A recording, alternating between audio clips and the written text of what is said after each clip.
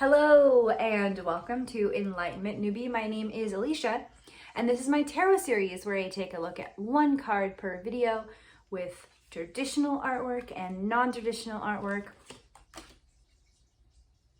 Figure out what they're saying to me, talk about it, and then read the only tarot book you'll ever need and what they have to say about it. And it's written by Sky Alexander and Mary Shannon. So this is just a way, this series is intended to have a little bit of shorter videos to go over each card of the deck of tarot. There are 78 cards. There are major arcana and minor arcana. And when you start watching tarot online, or if you're going to a tarot reader, or if you buy the deck yourself, you may think when you begin, oh, each card should have a meaning, a very distinct meaning. And they should all be the same, and they don't. They may have an undertone, but it's very personalized. It is how you see the cards, and that's one of the reasons why I wanted to do a comparative type of video series, because there's so many different tarot decks and all of the images are not the same necessarily. So depending on your interpretation of every single card, you may see something completely different.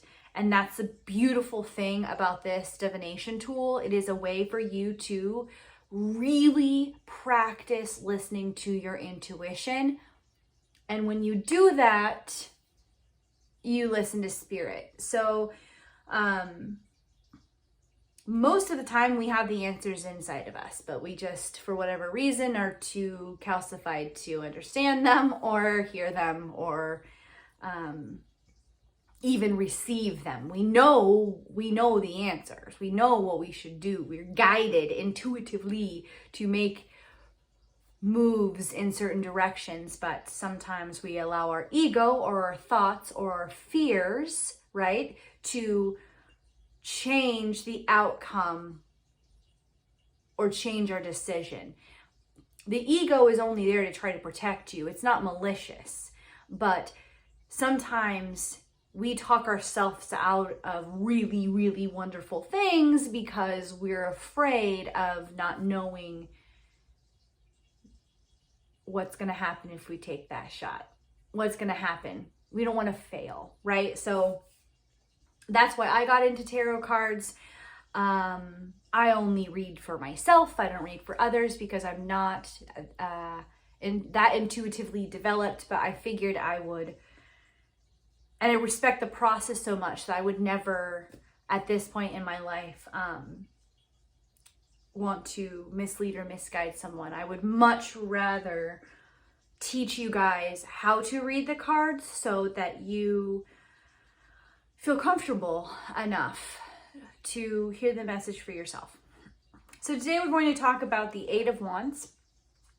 So this is the non-traditional card. I'm going to start with that one first. This is the traditional card.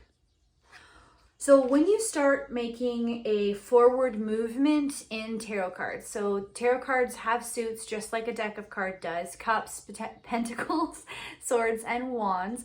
And it goes from ace to 10, and then there's a page, a knight, a queen, and a king. And one, of course, being ace. Okay, so when you start moving up, and I do like to call it leveling up. When you start kind of leveling up, so 4 to 5, 5 to 6, 6 to 7, it's a progression of life. It's a progression of the cards. And I'm always happy when they're higher because that means like, whew, made it past 5. You know, like I'm going places. So today with the Eight of Wands, my interpretation of the Eight of Wands is really been based off the traditional image of them in the air, flying through the air. But I'm going to take a look today and let you know what I think of this. So a little bit of background with me. I work in the agriculture industry, I guess you could say. So when I see these, I think planting spacing patterns of trees. I wonder what leaf year that is. Anyway, I'm a perennial person, which is like fruit trees. So I'm taking a look at these trees, and I actually, this reminds me, like, if you ever go past an orchard and you have like these trees, like they're like barrier trees across, and they kind of shield either from the street or from the sun, but there's these big, beautiful, tall trees that sometimes people plant along, not all the time, but sometimes. That's what this reminds me of. But these trees are flowering, which is really unusual, but also could be a fruit bearing, because cherry trees, apple trees, these trees bloom, they have buds, you know, they flower, and that's how they kind of pollinate. You know, the bees come in and they pollinate, and that's how the fruit grows, right? So I see that. I see a potential barrier, but blossoming buds where maybe there was some dormancy beforehand, and now it's spring and things are coming around, making movements. We've got a little donkey there, and he's casually walking through the the orchard, which would not be good. We don't want him to eat the trees, but I mean, he could have, because see, so there might be a little bit of things that get in your way or that cause a little bit of setbacks, but we still have a lot of plumage up above, so it's good.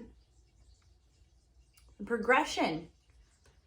There could be setbacks, but you are making the most of it. Totally different, right? This is what I mean by interpretation. I used my background and what I thought I saw in this card to tell me what I wanted to see. What's interesting is what I see when it matches up to what they write, because I can guarantee you that this is has nothing to do with an orchard. Trees. Like. So this Eight of Wands, this card always kind of confused me. I didn't understand initially why would there be sticks in the air? Well, throwing sticks, you know, and throwing sticks through the air. Either you could be on one side and they're coming up, or you can be on the other side, they're coming down.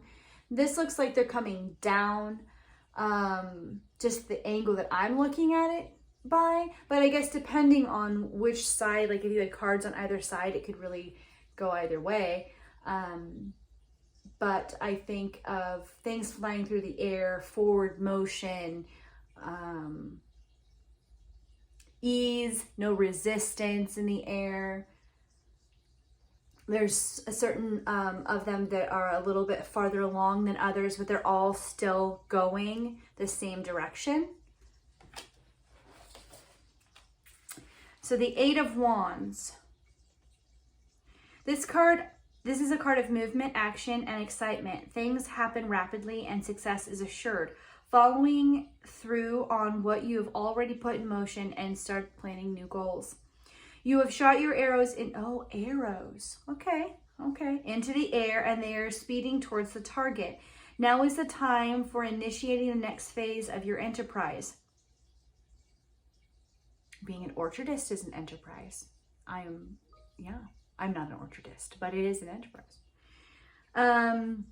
This may involve air travel or movement. It is an exciting and hopeful period when you are likely to be extremely busy. Positive things are rapidly unfolding, establishing the roles you want to play and let go. Establish the roles you want to play and let go of those that no longer suit you. Reversed, movement is unwanted, stressful, or unpleasant, such as being transferred across country when you'd rather stay put. Go with the flow, wherever it leads. Allow yourself to be open to new experiences, but be prepared, be aware of what you're getting into. Relationships, marriage, business, partnerships, family may suffer. You might be required to reprioritize your schedule to accommodate other people's needs. See? That was very nice. And that was the Eight of Wands. My name is Alicia, and this is Enlightenment Newbie. If you liked the video, please like and subscribe. Go ahead, watch the other ones. They're interesting. Or go watch a few tarot readings and come back and write down the cards that were pulled.